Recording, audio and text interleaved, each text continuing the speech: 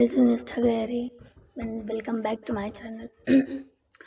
जैसा कि आप सबको पता है, आज नीट का एग्ज़ाम था and we did what we did. We don't know what we did but we did. Although इस एग्ज़ाम के बारे में जैसे हर जगह चर्चित हो रहा है कि टफेस्ट पेपर 2016 के बाद से।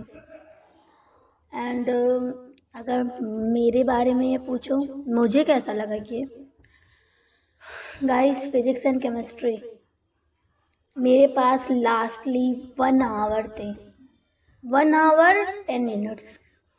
मैंने 1 आवर 10 मिनट्स में जितने फिजिक्स और केमिस्ट्री के क्वेश्चन जो मुझे बन पड़ते थे मैंने वो किए। बन पढ़ने लायक वो भी मतलब मजबूरी में आगे करना पड़ा, दिमाग का दही हो चुका था बायो करके। देन मैंने फिजिक्स एंड केमिस्ट्री किया और मतलब क्वेश्चंस भाई कहाँ के थे क्वेश्चंस।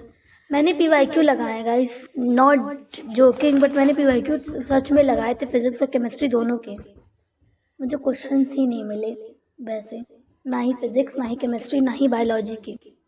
अब मुझे ये ही समझ में आ रहा है कि ये क्वेश्चन बने तो बने कैसे थे। चलो कोई बात नहीं, मेरा फर्स्ट अटेम्प्ट था मान लिया, और लोगों के जो अटेम्प्ट्स होंगे उनका क्या, वो लोग अब क्या करेंगे। अब लोग तो ये सोचेंगे कि उनका ये अटेम्प्ट भी वेस्ट चला गया।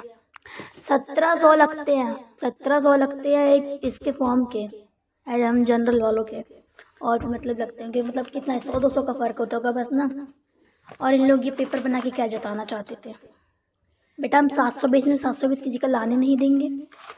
I mean literally. चलो मान लो मेरी फिजिक्स और केमिस्ट्री अच्छी नहीं थी, लेकिन जिसकी अच्छी होगी चलो देखते हैं कौन लाता है 180 में से 180 अपना फिजिक्स में और केमिस्ट्री में, क्योंकि भाई मेरे बस की तो बात नहीं थी। और जहाँ तक मुझे लगता है कि बहुत रेयर चांसेस होंगे जो कि लोगों के आएंगे। अब ऐसा नहीं है कि हाँ मेरे नहीं आएंगे तो किसी के भी नहीं आएंगे, आ सकते हैं।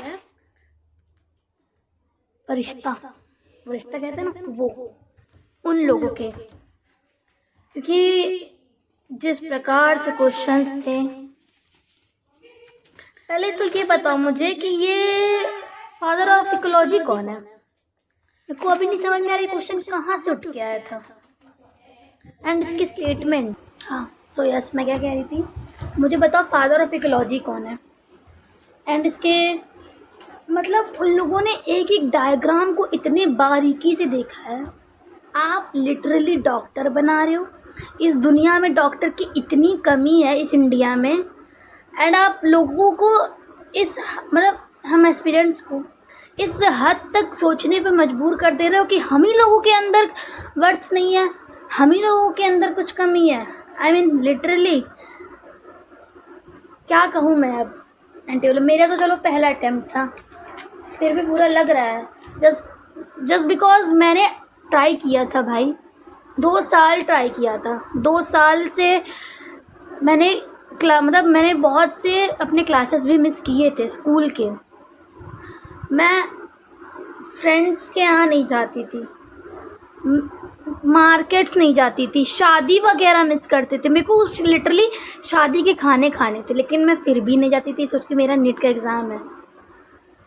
चलो भाई जो आएगा ना मार्क्स, मैं कहूँगी जो आएगा ना बायो में ही आएगा मेरे मार्क्स, और जो 2-4 मतलब कि 2-4 20-30 मार्क्स और बढ़ेंगे तो फिर वो फिजिक्स और केमिस्ट्री के जितने मैंने किए उतने करेंगे। बाकी क्या मैं बोलूँ, 2 क्वेश्चंस तो मैं बायो के छोड़ के आई हूँ, और 1-2 में तो मैं एकदम परेशान हो गई थी कि भाई इसमें रहेगा क्या, रहेगा।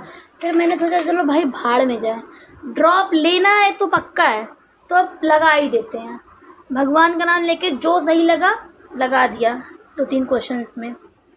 और बाकी अगर लास्ट मोमेंट में नहीं पढ़ी होती ना तो मेरा पता नहीं क्या होता। कल और परसों और नरसों मतलब मैं 3 दिन से बायो को थोड़ा ज़्यादा अपना स्ट्रॉन्ग कर रही थी। बायो में क्वेश्चंस ढूंढ के और फिर उसके डायग्राम्स को एनालाइज बहुत अच्छे से करके, तो फिर लास्ट मोमेंट पे जो मैंने पढ़ा था मुझे वो याद आया, वो उसने मेरी काफ़ी हेल्प की।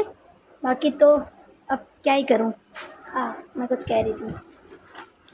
तो मेरे को पहले बताओ क्वेश्चंस इतने स्टेटमेंट बेस्ड क्यों थे, एंड स्टेटमेंट बेस्ड थे भी तो फिर इतने लेंदी क्यों थे? एक दो का पता चलता है भाई, कुछ क्वेश्चन तो मतलब 7-8 क्वेश्चन ऐसे थे जिसमें क्वेश्चन पढ़ो हाँ ठीक है ये आंसर ठीक लगेगा, कुछ क्वेश्चन ऐसे थे 3 मिनट 4 मिनट 5 मिनट बैठ के सोचो कि हाँ भाई क्या होगा, ऐसा होगा, ये वर्ड दे दिए तो इस वर्ड में ये क्यों है, अगर ऐसा है तो फिर ये ऐसा क्यों है, और क्या ऐसा ही था लिखा था एनसीईआरटी में। अब मतलब ठीक है भाई एनसीईआरटी पढ़ी थी लेकिन इतनी गहराई से पढ़नी थी ये नहीं पता था।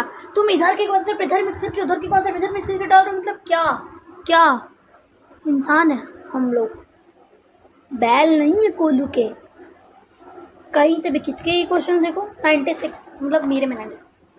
DNA evolved from RNA and this more stable genetic material is double helical strands being complementary resist to changes by evolving repairing। तो इस क्वेश्चन में मैं लिटरली ये बैठ के सोचती है रेसिस्ट क्यों लिखा है, complementary resist to changes by evolving repairing mechanism. अभी तक मैंने आंसर एनालाइज नहीं किया तो मुझे पता नहीं क्या आंसर है, ताकि अगर तुम लोग को पता हो तो तुम प्लीज़ बता देना।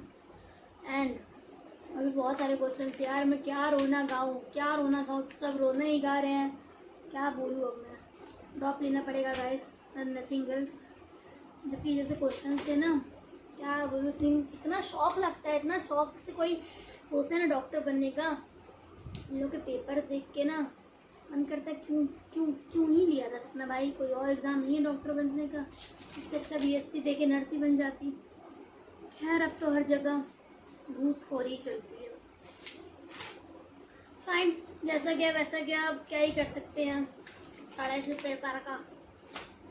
बाकी ऑल दो अब थोड़े दिन रेस्ट करना है भाई, इस ट्रॉमा से निकलना है, 1 साल और मेहनत करनी है, ट्राई करना है, जब तक डॉक्टर बन नहीं जाते, इन एनटीए वालों के मुंह पे तमाचा नहीं पड़ देते ना, तब तक देखना अपन लोग चुप नहीं बैठेंगे। बाकी तब तक के लिए ओके बाय, टेक केयर, ख्याल रखना आपका।